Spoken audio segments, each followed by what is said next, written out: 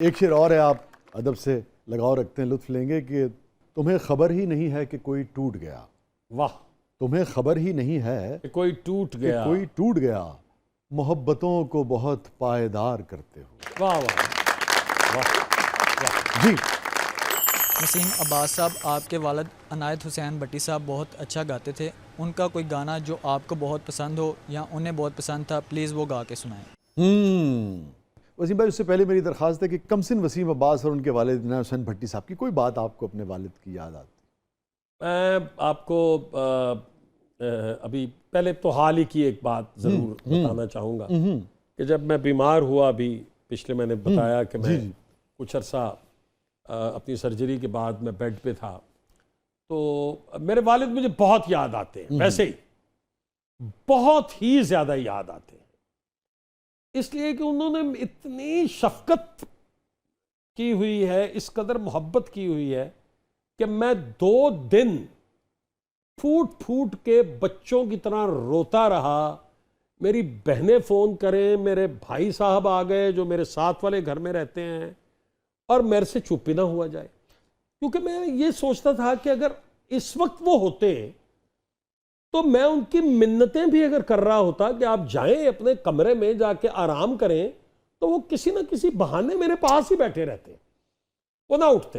इतनी शदीद मोहब्बत। ओह, वो अच्छा, वो मतलब एक होता ना इजहार करना, वो वैसे नहीं थे। ठीक है, मतलब जुबान से कुछ नहीं कहते थे, मतलब एक्सप्रेसिव जैसे कहा जाता है, वो नहीं थे, शायद इतने नहीं थे, लेकिन हमें पता चल जाता था।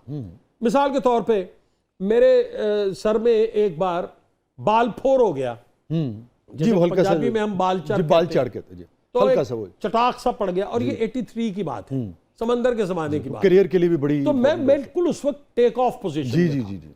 तो वो बढ़ता बढ़ता इतना बड़ा हो गया, तो वो कहीं बहावलपुर से भी बहुत आगे किसी जगह पर गए हुए थे, तो मैंने रोना शुरू कर दिया।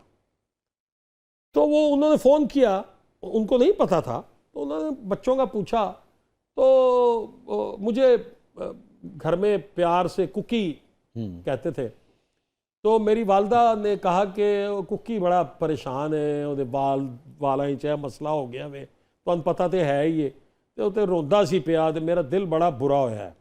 फ़ोन बंद हो गया। अरे सुबह मेरे वालिद साहब आ गए और उनके हाथ में एक दवाई थी, तो उन्होंने कहा यार फलां वो उत्थे मैं पूछा, तो उन्होंने कहा कि जी फलां हकीम जिहड़ा एदी दवाई है, इस्तेमाल करो तो बिल्कुल बिल्कुल ठीक हो जाएगा। तो मैंने कहा कि आप तो गए हुए थे 4-5 दिन के लिए, तो उन्होंने ये नहीं बताया कि मैं सिर्फ इसलिए वापस आया हूँ।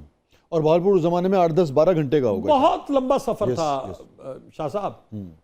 तो मतलब लेकिन मुझे पता चल गया कि इन्हें अम्मी ने बताया है और ये परेशान हो गए हैं। रातों रात उन्होंने सफ़र किया, वो आ गए और थोड़ी देर उन्होंने आराम किया और फिर वापस चले गए, जबकि मुझसे वो ये कह रहे हैं कि नहीं, मेरा तो काम मुक गया सी उथे, वो जरा कम सी, मैं खास ऐसे लिए नहीं आया, क्या ग्रेस है, वो ख़त्म हो गया सी। तो उनकी यादों की क्या बात करते हैं, वो जो ज़िंदगी उन्होंने हमें दी, वो एक बहुत अजीम, बहुत मोहब्बत करने वाला और बहुत बड़े दिल वाला बाप कर सकता है। आम आदमी के बस की बात नहीं, शायद सारे वालिदैन ऐसे ही हों, मैं तो अपने वालिद का तजुर्बा ही बता सकता हूँ। और he was a great father। कुछ सुना दीजिए फिर भट्टी साहब को। अच्छा जी, अब उनका सुनाना बहुत मुश्किल है। तो आप ही के प्रोग्राम में इत्तफाक से मैंने ताज़िया मंजूर बीबीसी के मुंह से सुना, और ये उनका बड़ापन है, मैं सलाम पेश करता हूँ उन्हें कि उन्होंने ये सारी बातें की। उन्होंने इतनी सारी बातें की जो कि यकीन मानिए मेरे इल्म में भी नहीं थी। मेरे इल्म में मुझे एक बात याद है कि मैं एक सिनेमा में फिल्म देख रहा था, तो उसी रॉ में शाजिया बैठी हुई थी, तो वो चल के मेरे पास आई, वालिद साहब का इंतकाल हो चुका हुआ था, तो वो कहने लगी कि मैं आपसे माफ़ी मांगने आई हूँ। तो मैंने कहा क्यों, आप क्यों माफ़ी मांग रही हैं?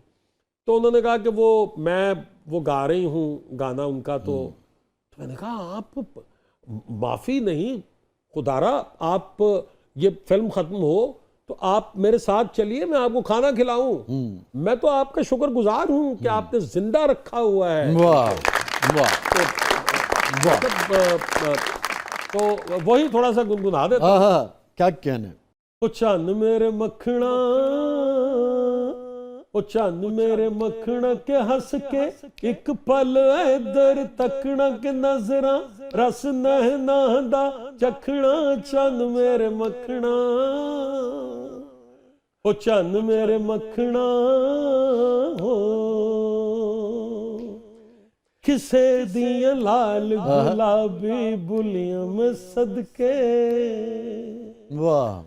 ओ किसे दिया लाल गुलाबी बुलियां में सदके, होली होली कुलियां। वाह। इसके आगे मैं नहीं जा सकूंगा, इसलिए बेटा इसी पे इक्तफा कीजिए और इसको बस वसूल फरमाइए आप। वाह। मेरी तरफ से चन्न मेरे मगना के हंस के एक पल इधर तकना के नजरा रस नैना दा चखना भी जन मेरे मगना, दानियाल चन्न मेरे मगना हो। कोई गिल्ट, कोई ऐसी चीज़ जिस पे कॉन्शियस ज़मीर जो है वो मलामत करता रहता हो कि यार वसीम अब्बास ये ज़िंदगी में गलती हो गई थी? कारोबार से ही रिलेटेड है, वो एक एरर है जिसकी मैंने माफ़ी भी मांगी, अल्लाह से भी मांगी, और जिस इंसान का आपसे दिल दुखा हो किसी भी हवाले से, ठीक है, उससे मांगना तो इंतहाई ज़रूरी है, और आपने किया। क्योंकि मैंने किया जी। वसीम भाई, ये भी कितनी अहम बात है जो आपने शेयर की। जी मैंने कितनी अहम बात है कि लोगों को, इंसान है, गलती हमसे हो जाती है, किसी से भी हो सकती है, देखिए ना, मगर उसका इतराफ़ और फिर माफ़ी मांगना वही इंसान तो अल्लाह पाक का हुक्म है ना जी। जी जी, हुकूकुल्लाह और हुकूकुल इबाद। जी जी जी, वो तो बख्शवाए बगैर आपका गुजारा ही नहीं है। हुकूकुल इबाद में तो अल्लाह ने फरमाया है ना कि वो माफ कर देगा, तो मैं भी कर दूंगा भाई, वरना फिर ऐसे ही चलेगा। और मैं समझता हूँ आज आपका भी ये बड़ापन है कि आपने जी मैंने बिल्कुल, मैंने इससे लोग बहुत सीखेंगे। एक बार नहीं बारहा माफी मांगी और उनसे कहा कि मुझे जिंदगी में जब भी कभी मौका मिला तो मैं इसे रेक्टिफाई करूंगा। अल्लाह मुझे इस बात की तौफीक अता फरमाए इस दुनिया से जाने से पहले। इंशाअल्लाह अल्लाह ताला आपके लिए आसानियां पैदा करे। एक वाक़या आपने मुझे सुनाया था, बड़ा कमाल का यार वो वाक़या था, और मैंने बेशुमार जगह आपकी शख्सियत के हवाले से वाक़या डिस्कस किया कि बड़ा इंसान क्या होता है कि वो किस शदीद मौके पे भी गुस्से को कंट्रोल करता है किसी मासूम दिल की खातिर। वसीम भाई आप ही सुनाएं, आपके मुझे अच्छा लगेगा। पहले तो मैं आपको इस बात की दाद देना चाहूँगा कि आपने ये वाक़या याद रखा और इसे और लोगों को भी सुनाया। उसमें जो इंसानियत है ना वसीम भाई, उसने मुझे बहुत मुतासिर किया। जी, मेरा एक कज़न सुल्तानपुरा में रहता था और यूनिवर्सिटी के और इर्द गिर्द के लड़के सारे वहाँ पे शाम को रात को हम कैरम बोर्ड खेला करते थे, और वो ज़रा कुछ गुंडा टाइप लोग थे। तो हमारी तबीयत में भी वो आ गया एक मिजाज में, तो हमने भी वो मौजर शौजर जो है वो पीछे रखना शुरू कर दिया और अपने तौर पे हम भी ज़रा थोड़े से हो गए। तो उसमें ये होता था कि लोग कभी आके कहते थे यार फलां मेरे पैसे नहीं दे रहा, तो हम कहते थे यार हम दिलवा देते हैं, पटिया है ना।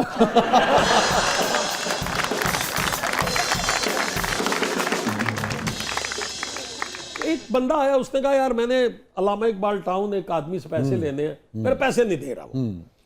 तो सच्ची बात यह है कि मैं कोई, I was not a gangster, मगर जवानी ये वो अच्छा लगता था, यस, लेकिन वो सारे बड़ा मोहब्बत करते थे, इज्जत करते थे, वो थे बाकायदा तौर पे इस तरह के। तो उन्होंने कहा चलो पढ़ो गड्डी तो चलने हैं, तुसी पट्टी थी और डंडी पट्टी है। हाँ जी, हम पहुंच गए जी अल्लामा इकबाल टाउन, उसके घर। तो बेल बजाई तो ऊपर से किसी ने ना पर्दा हटा के देखा।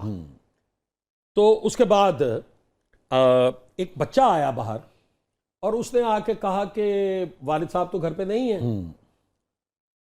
तो एक लड़के ने कहा कि अच्छा वालिद साहब नहीं है तो उनका स्कूटर तो खड़ा है ना इधर, तो ये उठा के हम लेके जा रहे हैं। तो जब आए तो उनसे कहना कि पैसे दे दें और अपना स्कूटर वापस ले जाएं, और भी कुछ देखो भाई, कुछ चीज जड़ी चुकन वाली है भी चुको। अच्छा, इतने में ना वो शख्स दौड़ा दौड़ा नीचे आ गया। अब एक बहस शुरू हो गई आपस में, मैं भी बीच में खड़ा था, तो जाहिर है कि आप भी बीच में थोड़ा बनते हैं ना जी अपनी तरफ से। अच्छा, मैंने शाह साहब नोटिस किया कि उसके 2 बच्चे थे, एक की उम्र होगी कोई 7 बरस और एक कोई 9 बरस का हो। एक अपने बाप के लेफ्ट पे खड़ा था, एक राइट पे खड़ा था, और दोनों ने हाथ यूं रखे हुए थे। ओह, नजर उन पे पड़ी तो मैंने सोचा, यार अगर आज हमने इस शख्स के साथ बदतमीजी की हाय हाय, इनके सामने, तो बाप तो हर बच्चे का हीरो होता है। यस यस, ये बात इनके दिल में रह जाएगी सारी जिंदगी रहे। कि हमारा बाप एक कमजोर आदमी था और उसको 4 थप्पड़ मार के उससे पैसे ले गए। तो मैंने उनसे कहा कि यार चलो वापस।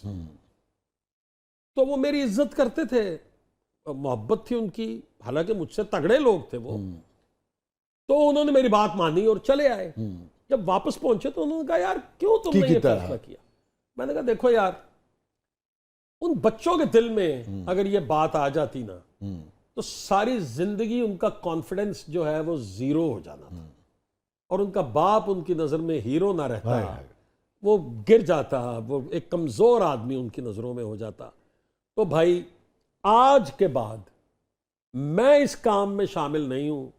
कैरम खेलने में जरूर आया करूंगा, इस तरह की किसी हरकत में मैं नहीं आऊंगा। क्या कहने, क्या यार, ये खूबसूरत बात है।